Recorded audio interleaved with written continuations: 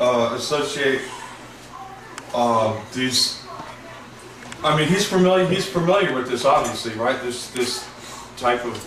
Oh, it's in his teachings on his research. Does he ever connect them with the Jason storm? saw his like first UFO dude. No, he didn't connect them with the storms. It's more like the ancients, what they wrote and pictograms. Storm. They have a lot of the hexagon-shaped tortoiseshell tiles they found in South Africa. No way. Millions of them. And these are like the tiles that represent on the ships where they come from. Yeah. Well, that's why I'm making a bigger model that's more accurate. Because this one right here, it was perfect oval shape, the outline of it. But the tiles, the design in the middle, were like hexagon, and it was just like it was like an upside down turtle shell, you know. And that's when you told me that you described it was like a tortoise shell. I went, "Ihole," because that's exactly what Dr. Scott says in the ancient Sumerian cuneiform. They call it turdis, Turdis, tortoise, and that's the logo that's on the North Pole of Saturn. Well, okay. I just can't get it out of my head how they were right there, just flying all over the area, like really slow, like they were doing an assessment of it, like, you know, seeing what kind of damage it did, like they, you know what I mean?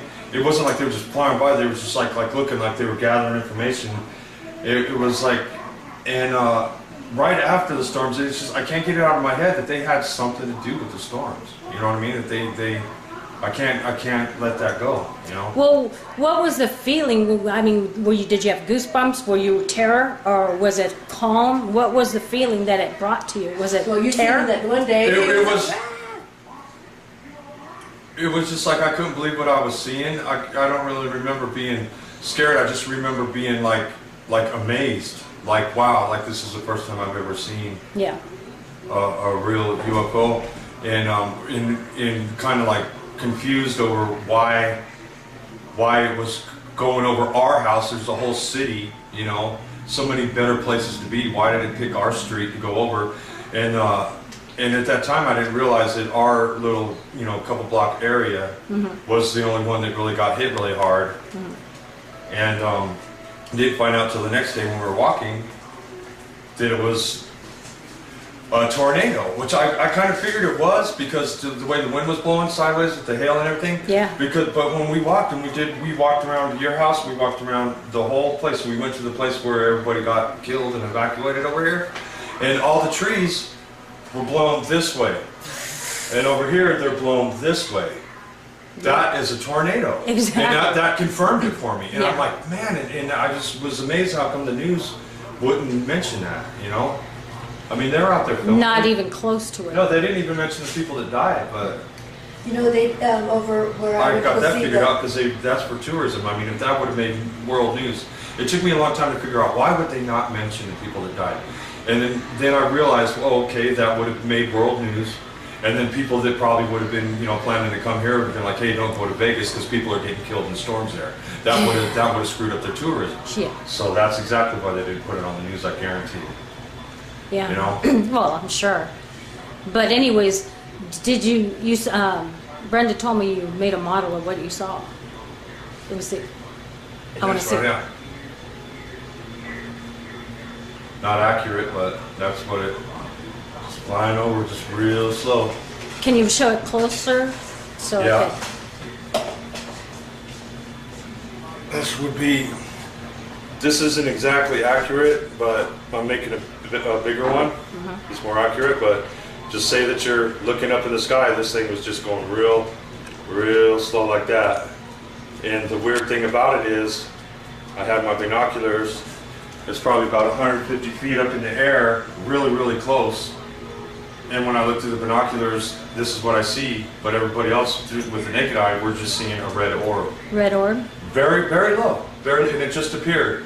This guy started shooting off fireworks, boom, boom, boom, boom, boom. Just a ridiculous amount in a row. Okay, they were like the medium size of, you know, the ones that explode, the bottle rockets, whatever, the higher grade, they were exploding, but I'm going to say about three light pole lengths up, maybe about 150, 200 feet, maybe up in the air, they're exploding. And they were just going on forever. This guy had a million of them, man. And then it stopped, and we were all out there watching them.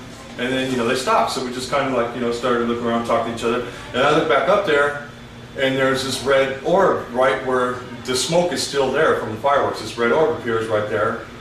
And it's right there where they were exploding, you know, really low. And I'm like waiting for it to explode, or, you know, I'm thinking it's another firework. And it's just sitting there still. And at that point, everybody starts noticing it, and it's like, okay, obviously that's not a firework, and everybody's like, what is that? Whoa, that thing's weird. And then it just started moving, and it was perfectly still, so it wasn't no balloon floating, and then just starts moving, and it gets right above our street, and then it turns and it starts going directly east towards Sunrise Mountain, you know, on our street. And it was going so slow that I had time to run in and grab my binoculars because I knew where they were at. They were on the table, and I knew exactly where they were at. I ran, I was jumping over benches and stuff to get there. I grabbed them real quick. Now, had I not known where they were at and I had to look for them, I wouldn't even bother, because I would have missed the thing. Right. But I came right back out, and this thing at that point was just passing my house. And I look at it through the binoculars, and this is what I see. It's not a red light orb anymore. Whoa. I see this detailed. Every line is just detailed. There's no blurriness about it. And I'm looking at this thing going, you know, and I just didn't understand, and it didn't make any sense to me. And but everybody else is seeing this red light, and they're going, oh, what is it? What is it? I'm going, you guys don't even have a clue. You got to see this. I'm like running down the street, you know, chasing it. And everybody else is going, oh, it's just a red light. And I'm going, no, it wasn't a red light. And I'm trying to explain this to everybody, but I'm the only one that's seen it. And the only reason that it was that low is because of the fireworks. The fireworks were going off. It you know, sparked this thing's interest. That's why it showed up right there. Had it not been for the sky lighting off fireworks, it would have never been there that low. Because there was a couple that came a couple hours later. They were way high, at least a mile or two up in the sky. Okay. Now, and when we looked at the binoculars with those, and it still appeared to be a red orb. Really? So what I've come, the only thing that makes sense to me is from a close-up. You're looking through the binoculars, whatever close-up, whatever their cloak mechanism is, it's not that effective. But the further they are away, the better it works, because I wasn't able to see this as high as it was the next time coming up, but as close as it was that first time, I was able to see this in detail, and I think it was a fluke that thing was actually that close. They probably don't ever want to get that close to the ground, but without that guy setting up the fireworks and sparking its interest, then it would have never been that close to the ground, and I would have never seen that. So did you see this during the storm, before? No, this was right, the storm ended, and everybody started coming out of their houses slowly. So I'm going to say this is about 10 minutes after the storm stopped. Okay. About 10 minutes, and everybody was... How long would you say it lasted around there? Stayed that low? The storm? No, that ship. Well, I'm going to give it about a good minute and a half, maybe. Yeah.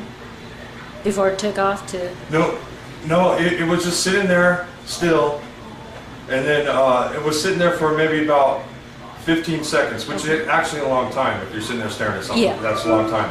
And then it started moving very slow, and from that point to get to where it was going towards Sunrise Mountain, the further it got away, the more it kind of just like disappeared.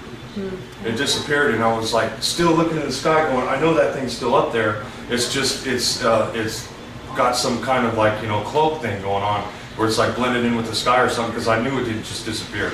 It had to still be there. And I'm still looking for it, but from that point, I'd say about a minute and a half, because it was going really slow. And that's why I went ahead and ran in the house and grabbed my binoculars, because I knew I'd have time as slow as it was going. It would still be there. And I did think back to Fire in the Sky. It was some interview with Travis Walton when he described the bottom of the ship that took him. He described it as something like this, because what he said, it was like it wasn't metal. The ship wasn't metal. It was like it was alive. It was like biological. We can't really say that, but like a radiation, plasma. Yeah, and he described this pattern. Was it pulsating? That. Yeah, like like it a was heartbeat? alive. Yeah, yeah. Okay.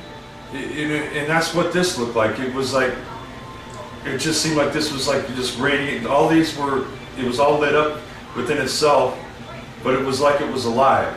Okay. Like the light was flowing through it, you know, okay. and it didn't light up anything. It just lit up itself. So it wasn't like, say, it wasn't like a light to where it would be maybe shining a reflection on a mountain.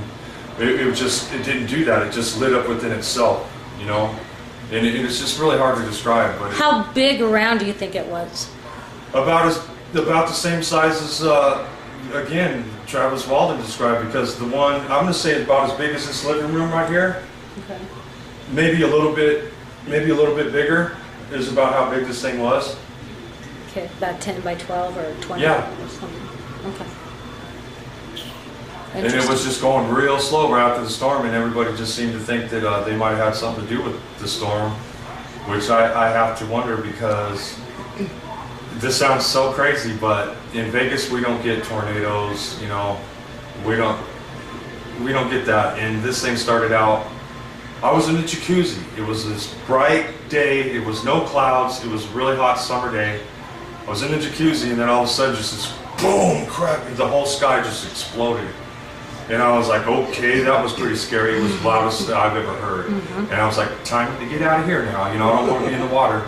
And all of a sudden it just started getting dark, but not like clouds. Clouds didn't come.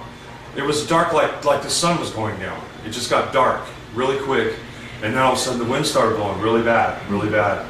And then so I go in the house and we're looking out the window, and this wind, all the trees are just starting to go, it starts looking like a hurricane, because all the trees are leaning, and it's just like, things are just going down the street, and I'm like, man, this is like a hurricane. And then all of a sudden, we start getting pelted with, it would turn out to be, we thought it was rain, but it turned out to be hail. And and it was coming sideways. It wasn't coming from, you know, up. It was coming sideways, and it was hitting our windows. We thought it was going to bust our windows. And then so much hail came in such a sheet that you couldn't even see. I couldn't even see my yard out of the window. I couldn't see the people across the street. It was just a white sheet. Everything turned white. That's how much hail was pelting us, and there was so much of it. It was coming down our pipes and landing on our stove, and our stove was filled up with hail. And we have a cover over those pipes. It's like a pipe, and then a cover over it. Wow. It must have been just flooded with hail for that to get in that little spot, you know, to fill up our stove. Just tink tink coming down, and then it was like a blizzard at that point. I'm like, this is like blizzard, because it's still blowing everything. You still hear things going down the street, and then so I'm convinced it was a tornado, like it was a hurricane, tornado, blizzard, hailstorm, all in one. All in one. And I start thinking, you know, you look in the Bible, this and that, I've never heard of them all being mixed together in one. You hear about, okay, here's a tornado, but you see the damn thing coming, you know, or here's, you know, here's a hurricane, or here's a blizzard. But to have them all within a two, were like a 2 city block radius, you know, and everything just being uprooted, and it's just like, man, all in one. And then the news only reporting it as a lightning thunderstorm, you know. And it's just like, come on, seriously. And they, you know, like I said, they didn't even mention the people that died, but whatever. And it's just, I don't remember ever in the Bible, in history, that happening. So we're all convinced that it had to have been, you know, made, you know, not by nature, you know. And that's what everybody thought, that maybe these things had something to do with it, because they were flying around right after it happened, in a way, as they were assessing it. They, you know, it wasn't like they were just coming by, or hey, we're just cruising through. They were like, you know, like assessing like the damage, like they were like taking notes, you know. They were, it was just weird, you know, and I think that they might have had something to do with that. And I know that they're not good, so maybe they were just testing out some new thing that they got to see how effective, you know, their new weather little, you know, weapon was, how much people they could wipe out in one little area. I don't know what they were doing, but they did kill 5 people, and it was pretty scary. And her niece and nephew is seen, he described this thing too, but he just described it as a red and orange glow light in the sky. So he didn't have binoculars, he didn't see the detail like I seen it, but I'm sure it was the same thing. And he only lives a couple blocks up. He's right in this radius right here, and right off Washington. And him and his sister was telling us, they were over at our house last week, that they've been seeing this thing in their backyard flying around. So these things have been flying around ever since then. That storm. Almost on a nightly basis. Wow. And I just don't know why they're interested. Didn't in you this tell area. me that you heard on Coast to Coast that night? Yeah, when we came in on Coast to Coast, we were out there for a while, and it was maybe it was a Sunday, because they do the Coast to Coast comes on at 10 o'clock, and it was just a little bit after 10, and I looked at the clock, I'm like, hey, let's turn on the radio. I turn on the radio, and immediately they're doing their show. Some guy comes in and kind of breaks through and says, hey, you guys, we've been getting flooded with reports of red orbs over throughout the whole United States, throughout the whole country. The last 2 days, he said, we've been getting flooded with reports of red orbs flying around where these storms are at. Wow. Always around these storm locations. Now they were identifying it, connecting it with storms too. And then what was weird was we're sitting there listening to it. Okay, they're going to talk about it. No, that was just some guy coming in, cutting in. So they went back to their regular subject. And then before I turned the radio off, the guy comes in again, and he says, hey, you guys, we're getting flooded with these calls. The last 2 days, he goes, but here's the weird thing. He said the people are describing these things as not as organic. He said that these reports, a lot of these reports are people are describing them as organic in some nature.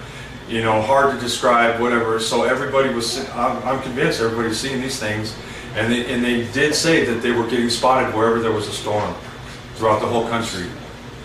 Wow. So,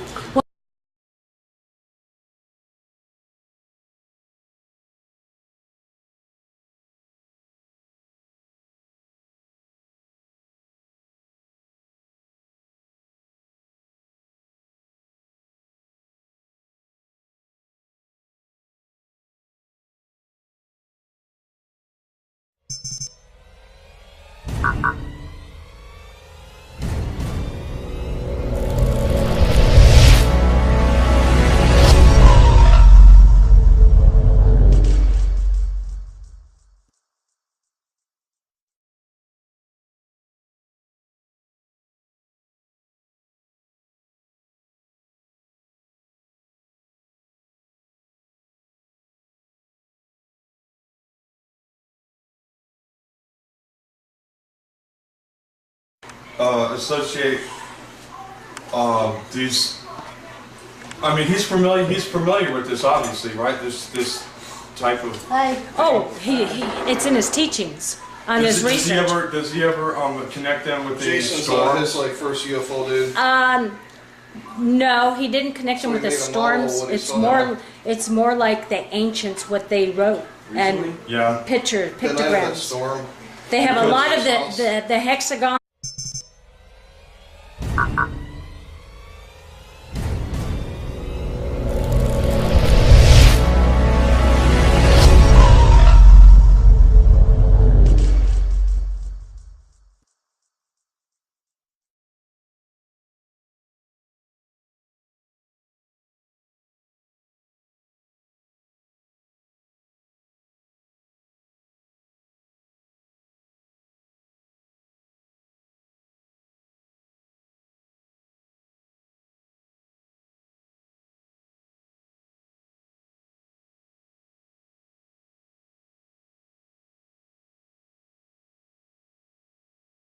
Cuneiform, they call it turdis, Turdis, tortoise, and that's the logo that's on the North Pole of Saturn. Well, Okay. I just can't get it out of my head how they were right there, just flying all over the area, like really slow, like they were doing an assessment of it, like, you know, seeing what kind of damage it did, like they, you know what I mean? It wasn't like they were just flying by; they were just like looking like they were gathering information. It was like, and right after the storms, it's just I can't get it out of my head that they had something to do with the storms. You know what I mean? That I can't let that go, you know? Well, what was the feeling? I mean, did you have goosebumps? Were you terror, or was it calm? What was the feeling that it brought to you? Was it Well, you terror? said that one day. It was just like I couldn't believe what I was seeing. I don't really remember being scared. I just remember being like amazed. Like, wow, like this is the first time I've ever seen Yeah. a real UFO. And in kind of like confused over why it was going over our house. There's a whole city, you know, so many better places to be. Why did it pick our street to go over? And at that time I didn't realize that our little, you know, couple block area was the only one that really got hit really hard. Shaped tortoiseshell tiles they found in South Africa. No way. Millions of them. And these are like the tiles that represent on the ships where they come from. Yeah. Well, that's why I'm making a bigger model that's more accurate, because this one right here, it was perfect oval shape, the outline of it, but the tiles, the design in the middle were like hexagon, and it was just like it was like an upside down turtle shell, you know. And that's when you told me that you described it was like a tortoise shell. I went, "Híjole," because that's exactly what Dr. Scott says in the ancient Sumerian cuneiform.